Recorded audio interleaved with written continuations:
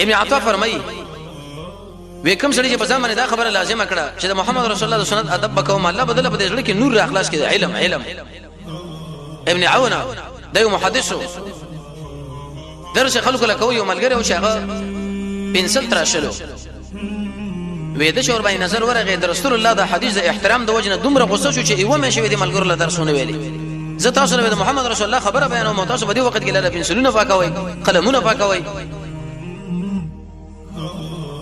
د امام مالک شه بارک اداره چې رسول الله د حدیث درس کوو لړم وشي چلو اتل زید هغه په رنګ کې تغییر راغی ملګرو ورته ویل درس په اخر کې شیخ هغه چې عيش ورنګ کې دنن ډېر تغییر راغی وېزما د علامه سره اوچته کوي وې چې کله اوچته کړنو ال تلړم تقریبا اتل سي دوی زیاده چې چلو وې موږ له بده امر کړو چې موږ دا وجنه دا اول ټک سره به ما د محمد صلی الله علیه وسلم خبره شروع کړې و او قسم بالله دا مې خو کو نه غړل چې زما دا لړم وجل شي او د رسول الله دا خبره قطع کم زله ټوټه شم د رسول الله خبره روانه